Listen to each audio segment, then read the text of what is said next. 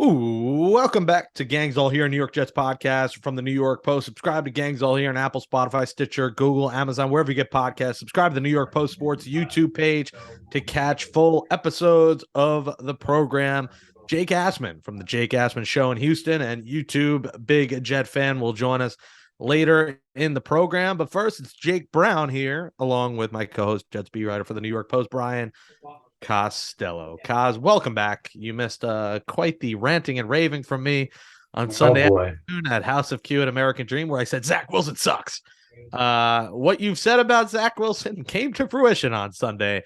Kaz, that was, a step way back. That's about 8 steps back that he took into rookie year before his injury, throwing it all over, not throwing it away, not taking the simple, boring throwaway, and 3 interceptions that really cost the Jets the game in a game they really should have won. And I left that stadium, walked over that tunnel to do the live show with Tony Richardson and Winker Bet. Very mad because it should have been a 6-2 Jets team, and the defense did all they could. Obviously, the special teams sucked too, but I thought Zach, with a combination of poor play calling, just an awful regressive performance all around, guys. Wow. Good to see you, Jake. How was the show? How was the show at the House of Q? It was bad. I mean, I'm Yeah. 0-3. Are you banned I from? stop Are you going going. to be banned from doing that? I think I'm banned. Yeah. Look, you had a bad game. You had a terrible game, but it's one game, right? I think the overreaction's been a little. It's he's not going to have. It's not going to be straight line, Jake. Right? With him, he's going to have days like that. There's probably others that are going to come, but he can bounce back and have better games than that. And we've seen him have better games than that. I thought it wasn't just the 3 turnovers. It was the special teams were terrible. The JFM penalty was humongous. I mean, the game completely flipped on that play, and I thought it was a good call. I thought he was a step late.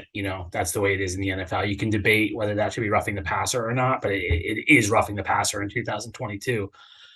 So You could also yeah, argue they win the game if that is a touchdown, because then their yeah, play calling in the second half changes, their whole mentality everything changes, and it's changes. 17-3. Yeah, Yeah. everything changes about that game. It's 17-3. You have all the momentum in the world going in the locker room. I mean, the game, you could feel it just turn on that play. And then the Patriots, you knew they were getting the ball to start the second half. They come out and they march down the field to start the second half. But look, after we talked about Zach, they've been winning in spite of him. They've been winning around him for the last few weeks. Pittsburgh game, he helped them win that game in the fourth quarter. But Miami, Green Bay, and Denver, he was just a supporting cast member. And that's what they need him to be. We've seen it now. We've seen the formula. They have to play great defense. They have to play good special teams. They have to run the ball, and they have to not turn the ball over. And they can win games. That's how this team is built. And you're looking at the rest of the schedule. They got 2 games with the Bills that you go, okay, they're probably not going to win those 2 games. They have a game in Minnesota against the 6-1 Vikings team. They're probably not going to win that game. Then they have 3 games that I think they should win: the Bears, the Lions, the Jaguars, all at home. I think you should say, okay, there's no reason the Jets should lose those games. And then there's the toss-ups that are in the division, at the Patriots after the bye, at the Dolphins at the end of the year. I think those are right now toss-up games for them. Dolphins maybe at that point might have clinched something. You never know what's going to happen at the end of the year. But this team still has a path here. Like, it just made me laugh. I thought the overreaction. Like, yes, it was a very bad game. It was a winnable game for them. Zach turned it over, but they're still 5-3, and no one thought they were going to be 5-3 right now. Even if you're optimistic and you thought they could win 8 or 9 games, the most optimistic view I heard was 4-5 at the bye. They're gonna, if they lose Sunday, they're 5-4 at the bye. So there's still good things. You got to kind of look a little big picture here to me. I agree, but I just think it left a sour taste in my mouth because, like you said, they have those, and also at Seattle was the other one you didn't mention, is the toss-up game, although Geno Smith is playing Yeah, still out right. of his Yeah, mind. that could be a tough one too. Yeah, that could be a loss or a toss up. That's going to be a tough one. It's tough. The ones Jake, that are so far down the road are tough to figure out right now because these teams are going to look a lot different by the end Yep. of December. It's interesting. Salah said Zach is the quarterback the rest of the way. I guess he has to say that, Kaz, but in my mind here, has to be a game in and game out situation. You're in the thick of a playoff race, and AFC is not that good. If Zach is terrible against Buffalo, and he might be, if he throws a few more picks, makes some boneheaded plays, I don't love Mike White, but you have to put him in just for the sake of, you have to teach this kid a lesson. He can't just keep making these boneheaded throws. And I know he said he sometimes gets bored kind of with throwing the ball away, but that's kind of the right play a lot of times. What do you think about Zach in the future this season? If he's bad, do you make a full-time switch? Is it just going to be a switch for a half? How do you see this playing out? Yeah, it's tough right now, Jake, because you got two different tracks here, right? The sort of long view is you got to figure out if Zach Wilson is your guy in 2023 and 2024 and beyond. So pulling him does nothing to help you figure that out, right? You almost have to let him play through this stuff and see if he can come out on the other end, see if he can build some confidence. That being said, the Jets they're in the playoff hunt, right? They're gonna be in the thick of this, and you don't want to waste opportunities to make the playoffs. So if you feel like Mike White's going to give you a better chance, you're going to have to make a change. I thought Saleh was in a no-win situation with that question. Honestly, like if he says we'll take it week to week, that's a story. If he says Zach's the quarterback for the rest of the year, that's a story. He probably should have done a Belichick in that situation and said, I'm only focused on Buffalo. Right. I'm not answering any questions about anything beyond Buffalo. That's where my focus is. But he's a nice guy and he tries to answer questions. And sometimes he gets himself into a little bit of trouble. I didn't think it was a huge deal. He can always say he changed his mind, Jake, right? Down the road. But I think you got to see it, right? I don't think right now they should be thinking about Mike White. I think they should be thinking about Zach Wilson. That being said, if he goes out, we talk about what Geno Smith's doing in Seattle. Remember the game Geno had against Buffalo at home where he threw 3 picks in the first 9 minutes of the game, and they benched him for Michael Vick. Like, you see that, okay, this guy's fried. We got to make a change here.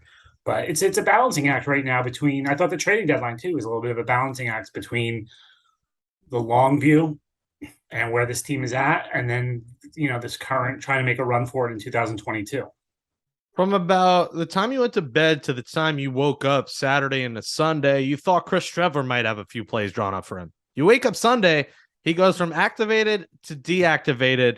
I talk about this with Jake Asman later, but was this a let's give him a pay bump to be on the roster? Was this a let's fool Bill Belichick into having defense prepare for a few plays? Or do you know another story behind this? Yeah, I don't know. I don't know what was behind it. Saleh sort of said they had something in the game plan for him, but then some other things happened. I mean, figuring out who's inactive is a puzzle every week that they go through. And if one thing happens that throws it off, like they think they're going to have a guy, then they don't, or vice versa, it throws it all off. It sounded like they had something in the game plan for him, and then they changed their minds at the last second. But it was weird that they elevated him, and then he was inactive. And as far as the Belichick thing, maybe they made Bill think about it for 20 minutes on Saturday night, but I don't think he was losing sleep about the Chris Strebler package in the thing. So that was a little bit of a weird one, Jake. And then obviously the move at backup quarterback was surprising too. Yeah. So is that it? Is Mike White the backup? Are we done with Flacco now? I think so. Yeah. I don't see any path back unless, I guess, other than injuries. But yeah, Mike White's the number 2. And I think they want to get a look at him if Zach goes down to try to figure out, is he the backup in 2023? I don't know if it's more than that. If they think, maybe he could compete for the job in 2023. I think they just don't know what they have. Like, the guy has really played in, what did he play in? 3 games last year. He started against Cincinnati, Indianapolis, and Buffalo. So, I think they need to see more from him and figure out what they have. And that also can be in practice too a little bit, but they're going to have to make decisions on him after the year. Cause what pissed me off beyond just Zach's ineptitude was Mike LaFleur's ineptitude. I'm rescinding my game ball I gave to him a few weeks ago. I'm taking it back from his room, from his shelf. I'm taking the game ball back. I'm returning it to Dick's Sporting Goods. He's not getting it because I didn't see one screenplay, whether it was running back or tight end. Oh my God! I didn't see one end around. Oh, no reverses! No reverses. Well, listen, when Zach is that bad, you got to get creative. And I say this to Jake later, he runs so far backwards. Why is he never running forwards? He had chances to run the football too. Zach didn't run the football. Well, that's not Mike LaFleur. Well, no, but that's just another aspect of this offense that frustrated me. But LaFleur's got to dial up simpler things. Or, he had the one deep ball to Garrett Wilson, which was great, and we thought it was going to be a parade on Sunday, and then it went downhill. And what was a beautiful day, 82,000 fans, the biggest crowd I've seen there in a long time. It felt good, and then went downhill. Didn't you think LaFleur was not creative enough for Zach here? And he also stopped running the football, too. I thought he wasn't creative enough in the running game, Jake. That's where I thought. I don't think the passing game was LaFleur's fault. There was times, too, where there was a play where I think it was the interception, maybe, where Mims was wide open, deep, and then Zach threw the interception down the sideline. Like, if you'd seen him, guys were open. He just wasn't getting the ball. So, but the running game, I thought – I was surprised they were a little more creative in the running game, Jake, because you lose Breece Hall, right? James Robinson comes in, but hard for a guy to get here on a Tuesday and really contribute on a Sunday. So I thought there might be some different formations and using Berrios a little bit more, maybe Elijah Moore, God forbid. I thought, hey, an easy way to make Elijah Moore happy, run the little pop pass to him instead of Garrett Wilson, right? But they didn't do it. LaFleur did not have a great day. I don't pin this on him though. I think Zach's struggles were not play calling on Sunday. Elijah Moore, you mentioned one of the guys they kept, the light trade deadline, trading Jacob Martin, which opens up room now for guys like Jermaine Johnson, who's going to be back this week, and Huff to play, and Shepard had a sack, so you're gonna have these other guys play. They kind of upgrade a 4th round pick. They go from a 5th to a 4th in that Martin deal. So that and James Robinson, the only 2 moves. No moves for the offensive tackle, which I was hoping for. I think they're relying here on George Fant and Max Mitchell to potentially come back after the bye next week. We'll see what happens there on the offensive line, because Cedric was not good either. Zach was running for his life a lot on Sunday, so that factored in. If you think about it, Jake, what number right tackle are they on right now? Right? 4, right? Mekhi Becton was supposed to be the starting right tackle. Then Fant was supposed to be the starting right tackle. Then Mitchell was the starting right tackle. Then AVT was the starting right tackle. So Cedric is the 5th. They're on their 5th string right tackle. That's not going to look good. I don't care who you are. That's not going to look good. So, they need Fant and Mitchell to get back quick. And nothing's happening this week, obviously, but they need them back. And it seemed like Moore was never going to get traded. How about Denzel Mims? 2 for 76. He was the guy we were mentioning last week. It was like take a shot every time we mentioned Denzel Mims. This season, the game is take a shot every time we say Elijah Moore. Like you said, got to get him the ball. I don't know. It feels like LaFleur in some ways has taken this personally. I don't know. There was the reported rift between them. Yeah. There seems to be some reason behind the scenes. And listen, Elijah's not painting himself in a great light after the game saying what he said. I know he's right. There's no chemistry when you're not getting the ball, but maybe he shouldn't be saying these kind of things. He clearly doesn't really love Zach Wilson as his quarterback. Those are what you read between the lines. But what do you think of the Moore saga? Yeah. I mean, look, Jay, I did this stat in my newsletter for Post Sports Plus this week. He's caught 1 touchdown pass from Zach Wilson in his career, Elijah Moore. He's caught 1 touchdown pass from Josh Johnson. Right? Think about that. He's got as many touchdown passes from Josh Johnson as Zach Wilson. I think he has 1 from Mike White, and I think he has 2 from Joe Flacco. So, something's off there between the 2 of them. And but he only played 10 plays on Sunday, so that was clearly a coaching decision. I think they wanted to get Garrett Wilson more involved. They feel like Garrett Wilson is the guy. He is him, Jake, to go back to earlier in the year. So I think they wanted to get him more involved. And then with Corey Davis being down, Denzel Mims takes the Corey Davis role. You need a big receiver. Elijah's not going to be able to do that. But they got to figure it out, right? They just have to figure it out this week. They have to get him more involved. And Saleh said it today. He understands they got to get him more opportunities and just, dial something up for the guy. Like I said, make it a short pop pass. Just get him going a little bit. A screen, a reverse. Give me some trickery. It was Halloween Eve and there was no trickery except Zach seeing Ghost. I mean, come on. I want to dial up some fun plays.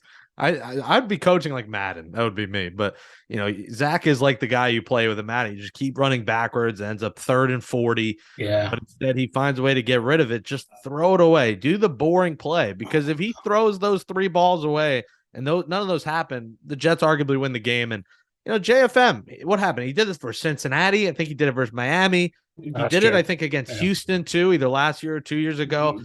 There's got to be some kind of discipline there. I don't know what it is. That was the right call. I know some Jets fans didn't like it. I think it was the right call. But there's got to be some discipline because the defense is great. But those one boneheaded plays, we saw it a few weeks ago, C.J. Mosley on a late hit. There's one late hit here and there are the difference in a one-possession football game.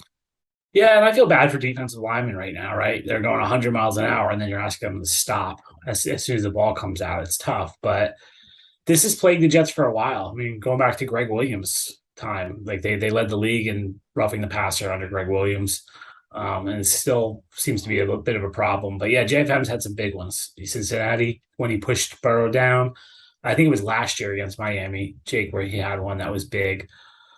But, I think like I said, I think it was the right call in 2022. Should it be different? Maybe, but I think the Jets, they have to figure this out. And when you see the ball come out, you got to pull up. I thought the worst call of the game, Jake, was actually on C.J. Mosley. When he hit Mac Jones as a runner. Mac Jones took off running, and he leaned forward. He didn't slide. He leaned forward, and CJ hit him, and it wasn't with his head or anything, and they called him for unnecessary roughness on that. I thought that call was atrocious. Yeah. Not as consequential as the JFM penalty, obviously. Yeah, I know a lot of fans, 80,000 fans were booing that one. Yeah. And what was a beautiful day at MetLife. I got some color on Sunday. I for the first time, I went out in the sun and watched the game, and it's going to be 72 degrees. This Sunday, when the Buffalo Bills come to MetLife Stadium, and I'll just say it now, it'll be the first game of the year I'm not taking the Jets, and rightfully so. Oh, Jake, you're I can't call them. it there. Yeah, I can't. Well, it's Iron Eagle, Charles Davis. I'll miss that call. I think I'm going to go to this, and unfortunately, I got to stop going because they lose every time I go. But I think I'm going to have to go against the Bears for Darrelle Revis Day.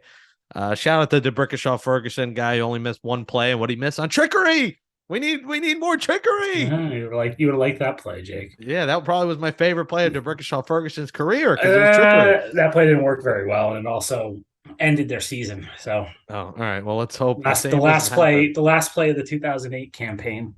Oh wow, that was before you were a beat writer. Yeah, right? But I actually was the beat writer then because Cannizzaro was out. I was filling in for him. So okay. Yes, it was a trick play in the last game against Chad Pennington's Dolphins. And it did not work. Well, we might see a repeat of that later in the year when they face the Dolphins the last game of the season. Yeah. Hopefully that game does mean something. Well, this one means something. It's a division rivalry. Bills-Jets. The Bills 6-1, Jets 5-3. The Bills with Iron Eagle, Charles Davis, CBS 1 p.m. MetLife Stadium in front of 82,000 last week. I'm sure we're going to get a ton of Bills fans this week, more than Patriots fans last week. Bills fans travel, and I know some Jets fans probably selling their tickets after that last week's loss.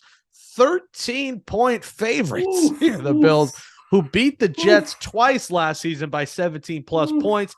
The Bills are off to their best start since 1993 at 6-1.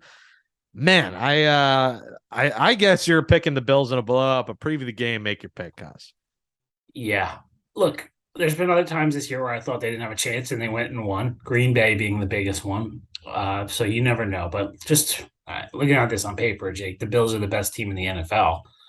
Maybe the Eagles could make a case, but no one else. They've got a great offense, great quarterback, great receiver, great defense, obviously, great pass rush, good secondary.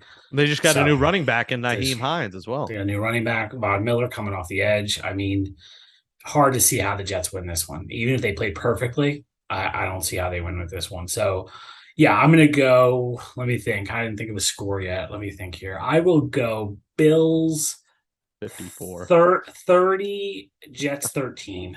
Oh, all right. So you're taking the Bills to cover, and you're taking the under because the over-under is around 47. For the first time this year, I got to pick against the Jets. Shockingly, I think they're going to cover because I think 13 is a lot for a home team. I'm hoping Zach will learn his lesson. He'll throw the ball away. Maybe they'll have some design runs for him. I'm going to take the Bills 27-20. So I do think the Jets keep it somewhat close. That might mean 27-13 and a backdoor touchdown. Have the Bills given up 20 points this year, Jake? I'd have to check. I think I heard someone say the stat earlier that they've only given up 98 points this year, I believe. They gave up 20. No, they gave up 20 to the Chiefs. They gave up 20 to the Ravens. They gave up 21 to the Dolphins. Yeah, they've given up All 20. right, so they've given up 20. So, Yeah. All right. Patrick Mahomes, Lamar Jackson, and was that Tua? Zach Wilson. I think it might be 27-13 and the Jets get a garbage time touchdown. They hope for a miracle on an outside kick again. I think it's going to be something like that. But Bills are just too good, and they were my Super Bowl pick. I said Bills, Bucks, and Bucks don't look like they're going to live up to their end of the bargain. No. But I figured I always pick against Brady. Let me pick for him, and he's just been terrible and dealing with the divorce. So 27-20 Bills. Let's close with this. What do you think of the trade deadline? What intrigued you, and what do you think of Joe Douglas's approach?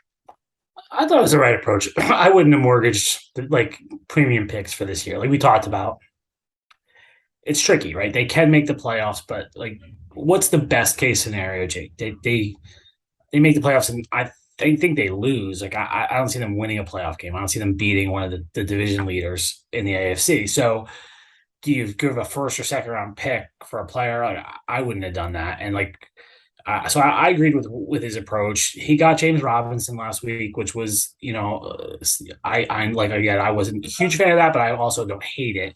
And then Jacob Martin, he had to get rid of somebody in that room. There was just too many guys there, and Martin was becoming a progress stopper. Bryce Huff played better. They got to get Jermaine Johnson on the field. So I thought he did a good job. I thought everything he did made sense. I thought he might have given up that fourth and maybe got a receiver. Chase Claypool went for a second, so I don't know if Jets fans would have lived with giving up a second round pick for Chase Claypool. Yeah, I wouldn't have done that. Like, what you think they need a receiver? No, I think I would have liked Conklin, offensive tackle. Shout out to Tyler Conklin, friend of the program, with a big day. Big game. After coming on, but. Yeah, I think the asking price is probably too much for Conklin. I think that would have been a premium pick you're giving up. And Tunsil was too much money. So I guess financially it makes sense that he didn't do anything. And now you just got to hope. Let's hope George Fant comes back right after this bye. I mean, you're essentially punting this game. You were punting it anyway because the Bills, you're not going to win. But you want to be against the Patriots. You don't want to see Cedric out there. You want to see Fant, and you hope Mitchell's back, and you're in better shape on that offensive line. The Jets look to shock the world and be 6-3, but we will react to that game on Monday. And then we will take a bye week. We'll be off for the week as the Jets are off. We are off, barring some unforsaken news that comes about. Coming up next on Gangs All Here, we'll talk with Jake Asman. Gangs All Here podcast. Jake Brown here for a little one-on-one with a diehard Jets fan, but also personality.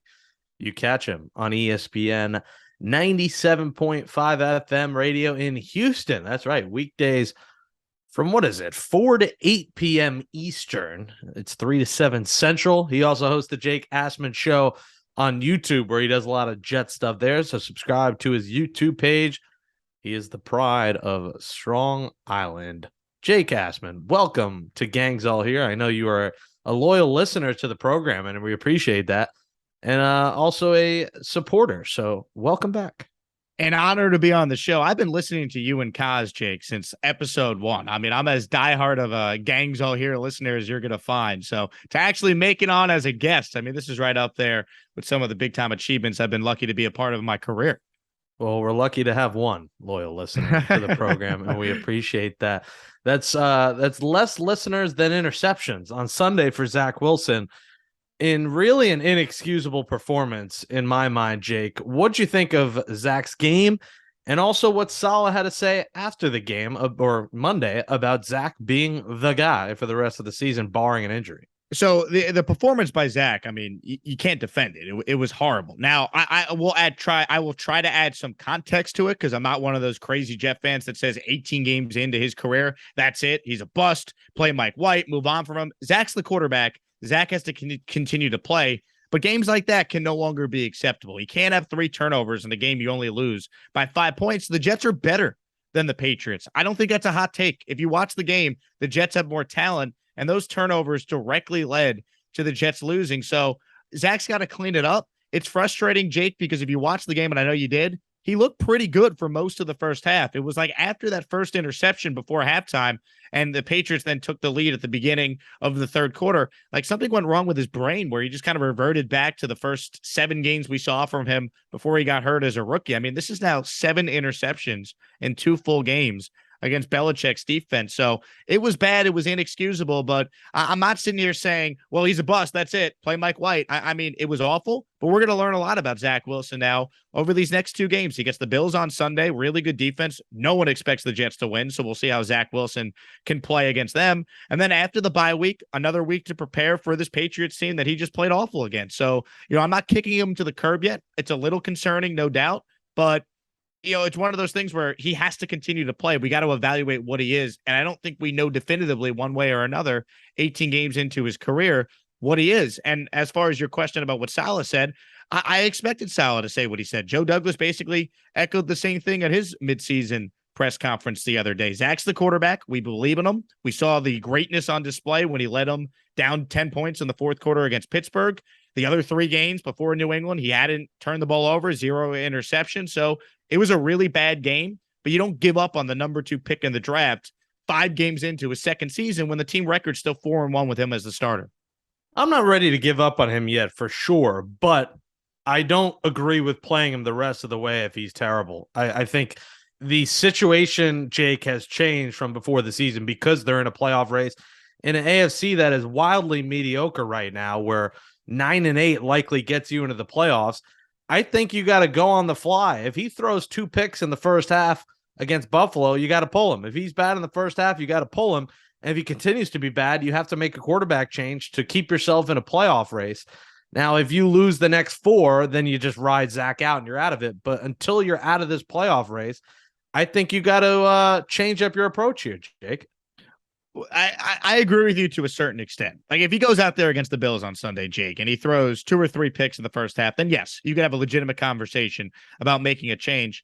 I think the New England game was a bit of an outlier. If you go back to Zach's last 5 games of his rookie year, him and Aaron Rodgers were the only 2 quarterbacks in football that went interception free. Then you look at his first 4 games going into this Patriot game last week, 3 of those games in a row, he had gone interception free. And the first game against Pittsburgh was his first game back. I only put 1 of those interceptions on him. The second one went through Tyler Conklin's hands. It was tipped and then picked the other way by Minkah Fitzpatrick. So like, I guess my point is this. I don't think he's that turnover prone. Like there's some bad moments like what we saw on Sunday, but I think for the most part, he's done a pretty good job taking care of the ball. And I'm hoping that game on Sunday was just the outlier against a Bill Belichick coach defense. If he continues to now spiral out of control, then yeah, I think you got to have a legitimate conversation about just sitting him for a little bit, let him get his mind right and go to Mike White. Because you're right, this team's 5-3. They're in the mix, but the way some Jet fans talk about this team, it's so aggravating. They're not 2-5. They're not 0-9 like Brady Quinn predicted.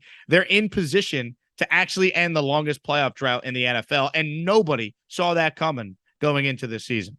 I think Sunday was just so deflating because you win that game and you're 6-2. You're in such a better position with what's a tough schedule. Most people expect them to lose this week to Buffalo, then at New England, who, yeah, they look better than, but a road game. The Bears, who you just never know what you're going to get with Justin Fields.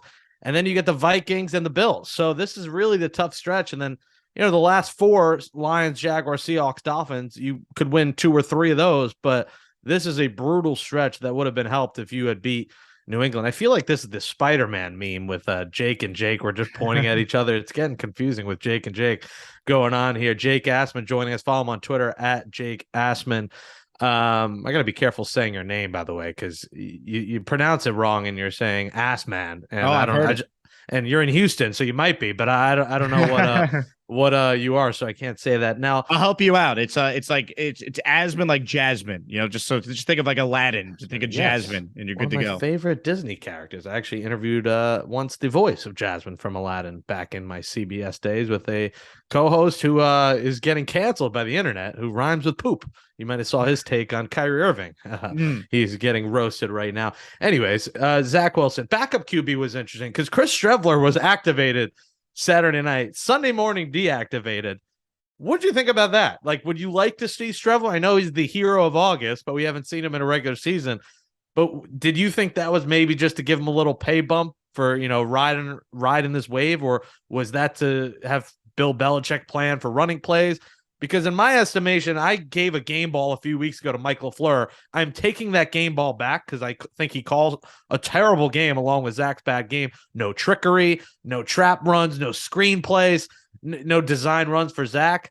So two-part question. One, what was the Streveler situation? And two, what about LaFleur's play calling with not, mixing up a little bit? Man, the Streveler situation is just wild because when you see he's going to be activated, you're like, all right, maybe they have some Wildcat packages, but then he's inactive, and then so is Joe Flacco, and Mike White's now the back. So the whole situation was very bizarre. Maybe it had something to do with what you said about letting Belichick think there could be a Taysom Hill like package coming for the Jets. Maybe it had something to do with getting Streveler some extra pay because, as you pointed out, apparently you make more if you're on a 53-man roster for a game than if you're just on the practice squad. Okay.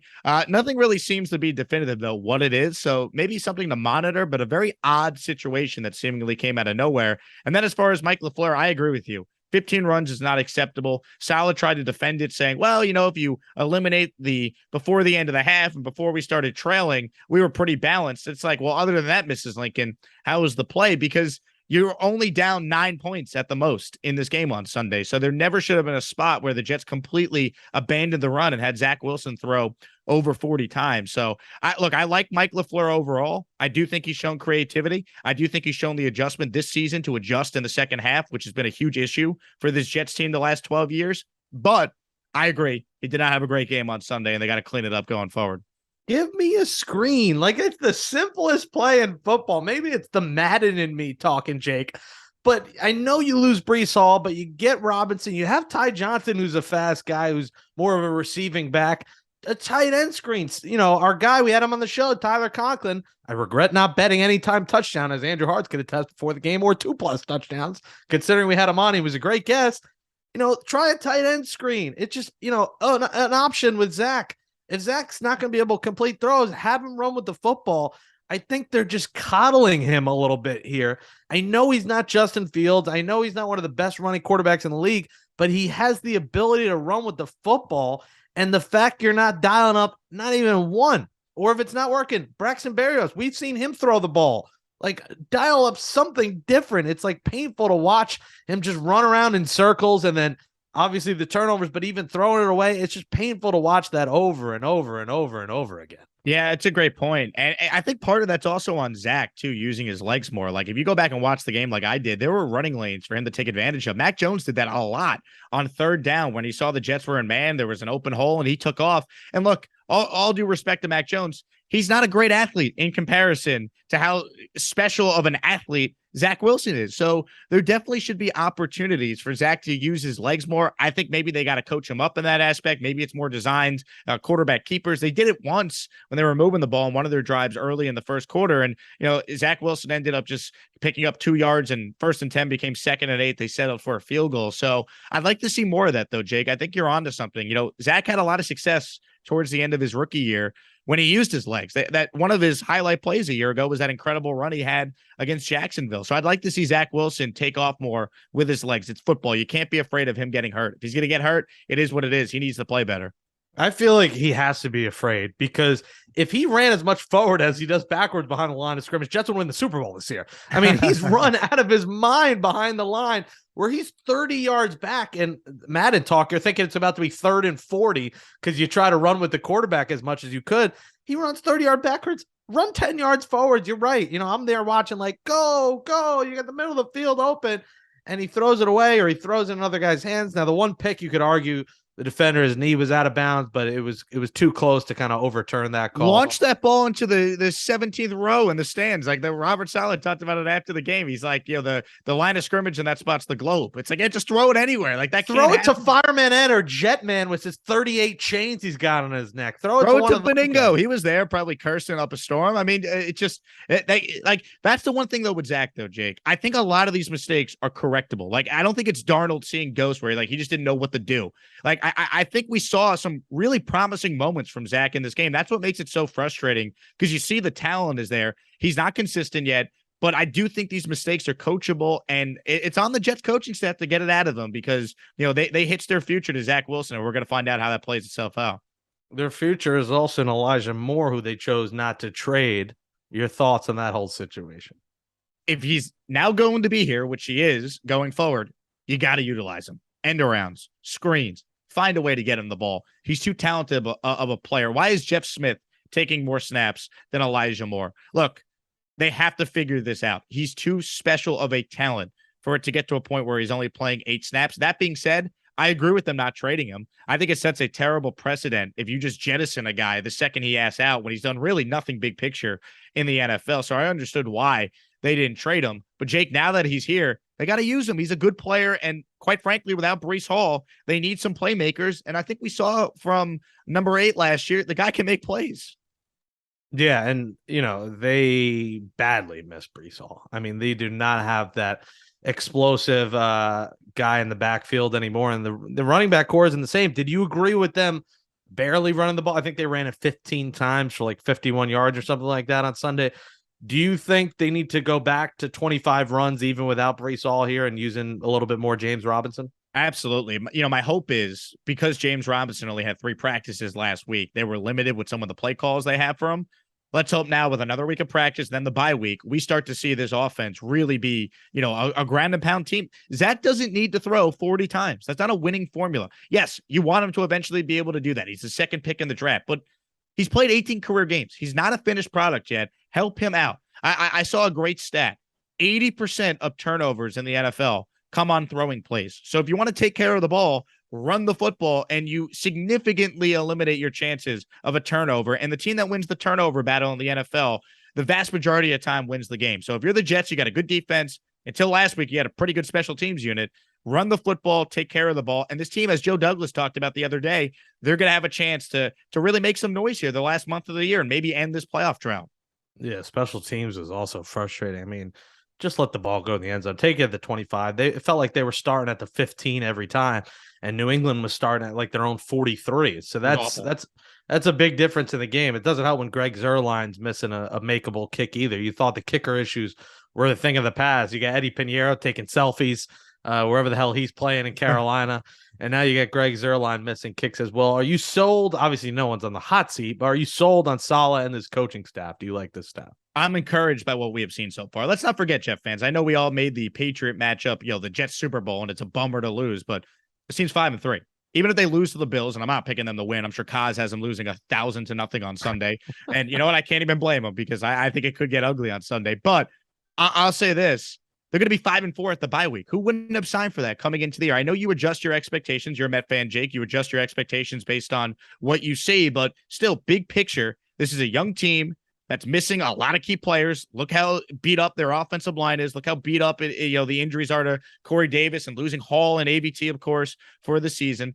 They're still going to be 5-4 with a winnable game after the bye week at New England, and they haven't lost on the road yet this year. So they're giving us a real season here. I think Joe Douglas deserves tremendous credit. The draft picks look great. Free agent signings have come through. And ultimately, Robert Saleh and Jeff Ulbrich, who everyone wanted to run out of town, have taken a defense that last year was 32nd in football to now, based on any metric you look at, a top 5 unit. So I think there's a lot to be encouraged with overall, while still understanding, yes, we still need to find out what exactly Zach Wilson is going forward.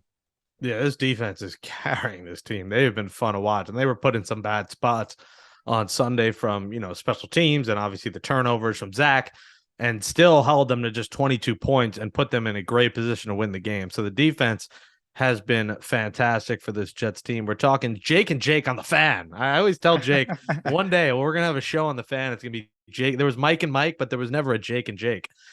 People like to compliment my radio voice. You have a nice radio voice, but you also have hair. Although, is it artificial hair? Tell me what you did to your hair. You did a Joe Buck special. Tell me what the hell you were telling me you did to your hair. Yeah, I did something that actually I was told Tom Brady had done. So I do local radio here in Houston, even though I'm a passionate New York guy. I obviously talk Jets every day on YouTube, but my day job is I do afternoon radio for ESPN Houston down here, and I speak for a client called I speak for a doctor. His name is Dr. Linville. He's a part of a practice that offers a hair procedure called the NeoGraft procedure.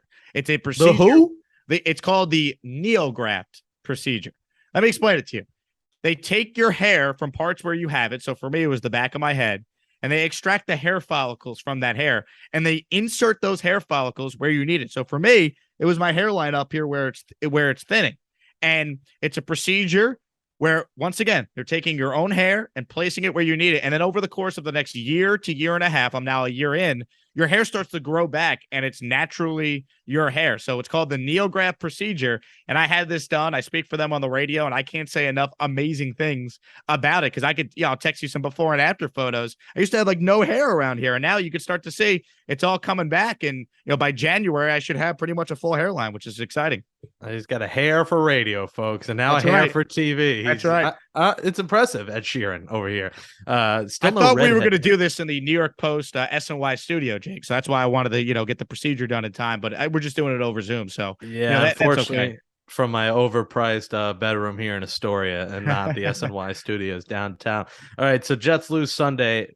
At this point at 5-3, Jake, how many games do you think this team wins? I want this team to have a winning season. I think anything short of winning 9 games would be a disappointment. I understand, you brought up the schedule. It's not easy. That New England game could really decide a lot of things in a couple of weeks. We're going to learn a lot, I believe, about this team, how they respond to taking on the Patriots in Foxborough after the bye week. Sound familiar? That's what happened last year, and they lost 54-13. So we're going to learn a lot about this Jets team in a couple of weeks. And then after that, you got to win the games you're supposed to win. Bears at home, Jacksonville at home. You play the Lions, you play some teams on your schedule that should be quote unquote winnable games. And really the last 2 games of your season at Seattle against Geno, who's beaten his 2 other former teams already this year. You don't want to be the 3rd former team he's beaten. And then maybe it all comes down to that Miami game. I really can envision a scenario where Jets Dolphins gets flexed to Sunday Night Football, and that's a battle for the last wild card spot. So look, they got to get there first.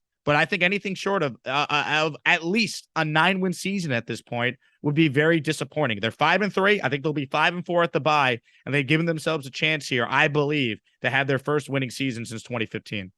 9-8. Sign me up, Jake. Let's go. I'm ready. I'm back in. You got me reeled back in after Sunday pissed me off. I'm going again on Sunday to Jetsville. I got to stop going. They're 0-3 with me in the building. The only game they won was when I wasn't there against Miami. But that was the game I was at. Maybe I got to go to the building instead, and you stay home. Are you going to Jets Bears? I will be at Jets Bears because Revis is my favorite Jets player of all time. So there's no way I was going to miss Ring of Honor ceremony for Darrelle Revis.